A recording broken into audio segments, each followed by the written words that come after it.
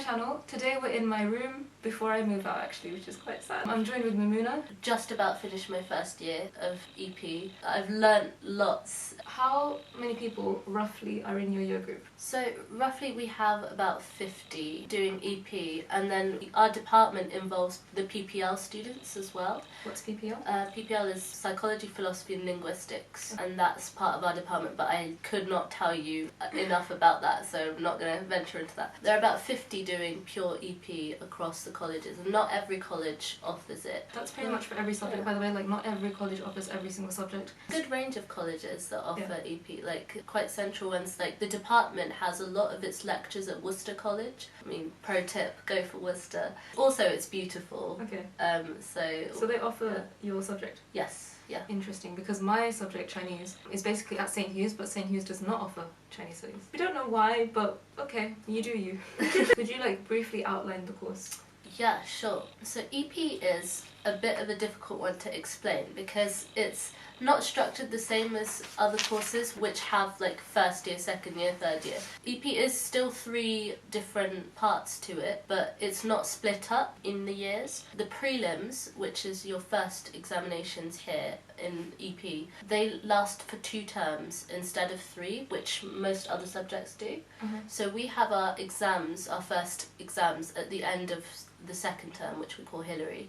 We study 3 modules, we do 3 papers, so Introduction to Psychology, Introduction to Probability Theory and Statistics, and Introduction to Neurophysiology. So those are the 3 papers that we sit, and which I did last term. That's pretty much concrete, like there's no options there. And then for the next 3 terms, so the last term of first year and the first 2 terms of second year, we do what is called the FHS Part 1 course. We do 5 modules in which there are 4 written papers, and then the 5th one is 1 written paper and then lab reports that you do throughout the year. So that's the Part 1 course, and that's what I've started this term.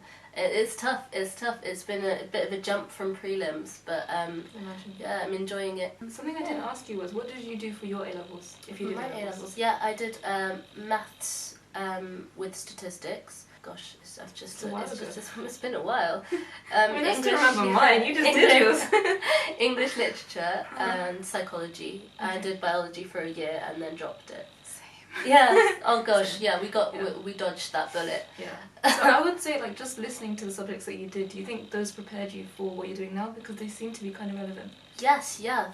For sure. I think I picked probably the best combination of subjects for me. Lots of students who are doing psychology did not take psychology A-level, so it is fully possible to do EP without doing psychology A-level. What the university do require is you do at least 1 science, and that includes psychology or maths. It's nice and flexible, like you don't have to do 3 sciences and psychology. That would be a really good combination to go with because it's quite a scientific discipline. There is still scope to be quite creative, and I think my English literature actually really helped me with my essay writing. Yes. And it was my favourite subject at A-level, so yeah. Mine as well. I would recommend math, especially doing the statistics, not the mechanics. The course is actually very big on statistics all the way through, and a good knowledge of maths just puts you in a better stead for that. Like, yeah, of course. And I really enjoyed psychology A-level. I think it's a great starter for this course. Although we focus on more of the clinical, like relationships, psychopathology side of it at A-level, here we focus a lot more on brain science, neuropsych and perception. But I think it's a very good starter because it gets you thinking critically just about different psychological approaches, which is always useful. I think I cut you off. Did you finish explaining like the outline? Oh yeah. So I just finished talking about Part 1. So you finish that in the second term of your second year. For the rest of your course, for 4 terms, you'll be doing FHS Part 2, in which you can finally choose some advanced options. So there is some options there, and you do 4 papers in that. Let me check. Yeah, 4 components, and you can either do 3 advanced options with 1 research project, or you can do 2 advanced options with a dissertation and a research project. So at the moment, I'm probably leaning more towards doing 3 advanced options with a research project, because the advanced options actually look so interesting. Like, you can check them out on the department's website. Because that's something I was going to quickly ask is, like, where can you find out about the options? Do they change every year? And they don't change too much. The department's website is very good, and it has a really good course outline on there where you can see the breakdown of what you study in each term. As students, we have the handbook for the course. I'm not sure if that's widely available. I'm not sure about that one. We'll get back to this kind of stuff, because I was going to ask you, like, this is a spoiler for you as well, is like advice for people applying, because maybe if you're watching this you're applying and you want to take this course, and also advice for people who've just got onto the course. Now that you're a bit more knowledgeable, you can share that. So we'll get back to that in a second. You've got offers now. Yeah, well done you. Yeah, congrats, faster, woo! So that's an outline. Yeah. And as she said, the website has really good information, so if you want like a written down version of what we just went through, go check out the website. Yeah. Because it should be on there. But yeah, actually maybe we could just do that now. So if you want to give some advice for people applying to take the course first. Yeah, sure. And then we'll get on to people who are already on the course. Okay, advice for applying. It feels like such a long time ago that I applied now. What I did was, just to prepare for my personal statement, to get myself into quite like a scientific frame of mind, I read a couple of books, not too many, just a couple which caught my eye in the library. It was nothing like I'm going to go for one of the big titles, like, oh, you'll get so many psychology reading lists that will say, read The Man Who Mistook His Wife for a Hat, or The Curious Incident of a Dog at Nighttime.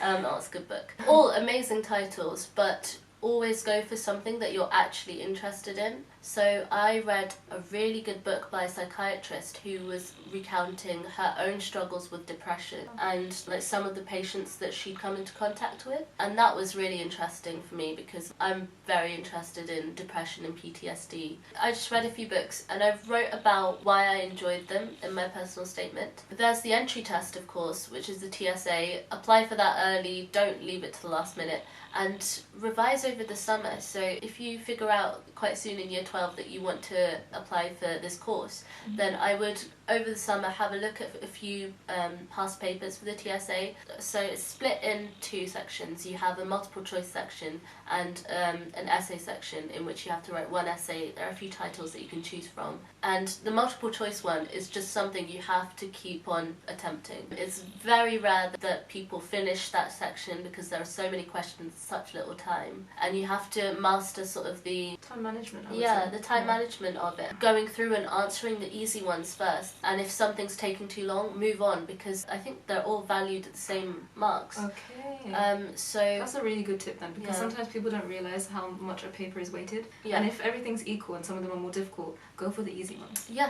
exactly. I got a pro tip from someone who did it the year before me, and look at the examiner's reports because they are gold dust. Oh my gosh. I sat there with my TSA attempts and the examiner's reports in front of me, and they're so useful. They tell you how to answer each type of question. The questions are structured in specific ways. The examiner's reports will tell you how to pick those apart and answer them. So that's really useful. I would definitely recommend doing that over the summer and the build up to taking the exam. And if you go on to get an interview, hopefully, fingers crossed, then the best way to prepare for that is just to make sure you know your basics, you know what you're interested in. You can think critically, evaluate something that you're given. And what I found really helpful is to go to a few of my A-level teachers and ask them to give me a sort of mock interview.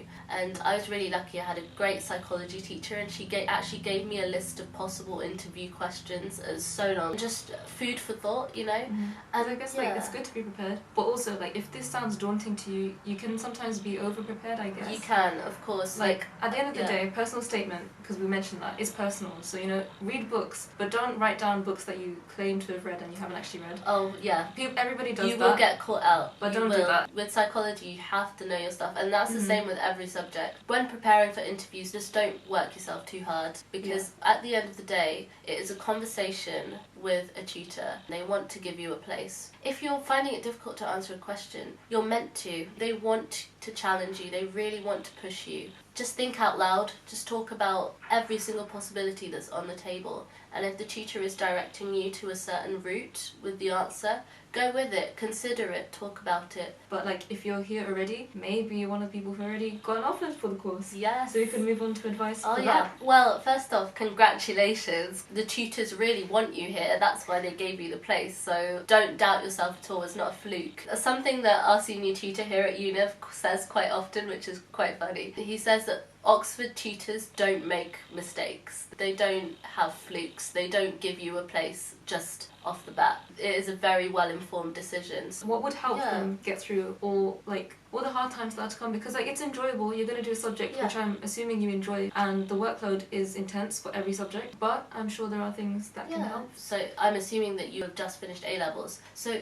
take some time to enjoy yourself, because this is the summer that you're not going to get back. So colleges usually send out a little bit of vacation work or like preparation work that you can do, which is not usually compulsory, but you can have a look at some of the reading material. Don't buy any textbooks. I was literally thinking that. Do not buy any textbooks, because they will run you dry. You will be able to find them all in your college library. University has so many libraries. You will find the book that you need. Yeah. And also, by the way, Univ, which is our college, and maybe some other colleges as well, give you a book grant, usually in your first year or maybe another year of your course. So if there is a book on the reading list, you could just wait a bit and buy it with the book grant and then let that last throughout your degree. But chances are that they will be in libraries and you can just borrow them for free, so just go and do that. I didn't do masses before I arrived. I watched a few TED Talks that I really like. For me, that's another thing that I do with revision as well. I love watching things. I want it to be interactive. I want it to be visual. I'm pretty sure I didn't make any revision notes for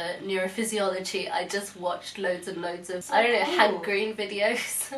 So there you go. Watch a few videos, nothing too much. And when you arrive, just be prepared to sort of be pushed. It's a big jump from A-levels, I've got to admit, and most universities are, but at Oxford even more so, because they expect so much from you. They expect you to be of a certain calibre, but you have met those expectations. That's where you've got a place. So I guess we've said this a few times about telling us that we're proud of you, which is true, but also there's this thing called impostor syndrome at Oxford. Oh gosh, so I guess that's kind of what we're trying to thing. Dispel over here, which in short, I guess you do psychology, so maybe you should explain what it is. Oh gosh, okay, so imposter syndrome is kind of in the name. It's feeling like you're not meant to be here, you don't deserve to be here. Bold statement, but I'm pretty sure every student at Oxford feels like that at some point. Even if it's just in passing, sometimes you just question, why am I here? And I've definitely felt it. Throughout all of first term, pretty much, I was like, oh gosh, I'm not meant to be here. What you can do to sort of counter that is find a group of friends that really support you and just involve yourself in things that you love doing. It's not all about,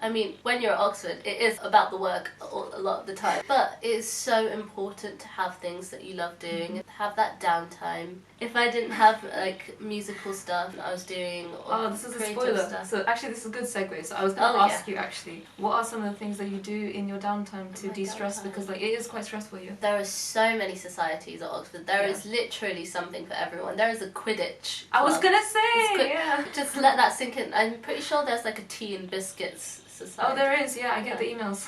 She's on the mailing list. I love music. I'm a very musical person, and the college has a really great music society, so they put on open mics and concerts all the time, and I love performing at those. And I also love creative writing, just fiction and poetry as well. Just hanging out with friends in Christchurch Meadow, which we're very close to. Apply to Univ. This is slightly a propaganda video as well now. Yes. Just come to Univ. Come to Univ. We're just great in every way. We're central, we're near Christchurch Meadow. Far from Worcester, which is where your lessons would take place. Yes. What I really love about Univ, I've got to say, is that it's not too big and it's not too small. It's the perfect size for a good community. Everyone knows of everyone. At the same time though, what I will say is, although Univ is great and I enjoyed my 4 years here, if you have applied somewhere else, or if you have a space somewhere else, or if you just want to go somewhere else, that's fine. We're just being biased here. Wherever you end up always works out for the best, because I applied to St. Anne once, and I got pulled to Univ, and I'm really happy with that. Yeah. How about we go through some common misconceptions about your course? I definitely would say that this course is way more scientific than I ever thought it was going to be. Okay. Which is a good thing, because psychology is moving closer and closer to being a pure science. I'm not sure it ever will be a pure science, but this course is extremely scientific. That sounds like a really good essay question. It's great. I get to do the social side, which I love. Social psychology. You will learn to love it. I find the perception quite hard because I did drop my biology after first year, and it's difficult to get your head around at some point, but that's what the tutors are there for. There are loads and loads of resources on WebLearn, which is the university's sort of interactive learning platform, and you don't expect there to be as much statistics as there is either. That's actually something I wanted to mention. You're not going to be doing just essays for psychology. You will be doing statistics problem sheets. It's definitely in the first 2 terms, and no one expects that. Every week we're doing a problem sheet for statistics. Really? It's like doing A-level maths all over again. It's like, oh gosh. Can I just say, this is actually the reason why I did not do psychology. I guess it's a really good way to sort of take your mind off of the rest of the course, because this is much more formulaic. There is a right answer. Which could be like a breath of fresh air if you're always debating back and forth, like what is something. Yeah, sure. So a lot of psychology is debate. It's like, can we find evidence for this? Is this evidence good enough? If you haven't done maths at A-level, don't worry yourself, because the tutors are great. You don't actually need to have a great level of maths to do the statistics in this course, so you'll be absolutely fine. I think there are a couple of students at Univ who haven't done maths, did absolutely fine, did better than me on their statistics prelims. Tea break.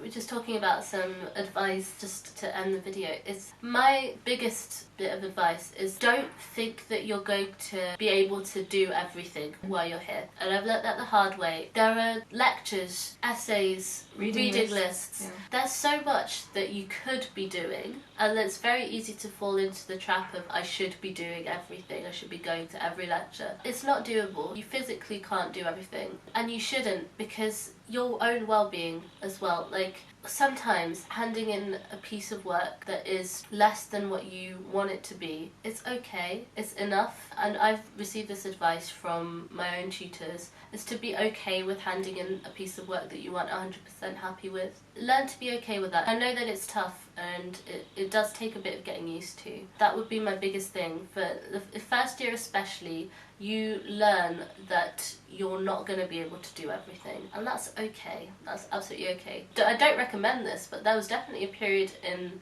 my first term that probably for about 2 or 3 weeks where I just didn't go to lectures because I was so overwhelmed with Oxford life and just getting used to it. And everyone around me seemed to be coping okay, and that's when the impostor syndrome started kicking in. The word seem is a key word there. Yeah, seem. No one is completely on top of everything, and it's so important to remember that. Question, by the way, because you mentioned lectures, are your lectures online and recorded? Because ours are not for my department. We're not allowed to record them, but the slides are always online, and the reading lists are always on WebLearn, which is quite useful. And the department is actually very good with updating everything. All of the material is usually online. That's good to know, because then if you do miss lectures, like, at least you have the resources online. Oh, for sure. I think we are a great department. I will say that, because studying psychology, we're actually very aware of the drawbacks and the difficulties that students are facing, and sometimes, sometimes especially in social psychology, we find ourselves talking about the struggles of like group pressure and just social interaction, and it's so relevant and it's so useful, because when you think about it, you can start implementing it in your own life. And if you find yourself falling into those thought traps like imposter syndrome, you can step back a little bit and you can be like, that's imposter syndrome. I'm going to step back and look at this. I deserve to be here, actually. And that is a positive note that's a great way to end on, to be honest. So thank you so much for watching this. Thank you so much for joining me. Thank you for having me here. It's been amazing. This was really cute. I hope this was helpful to you.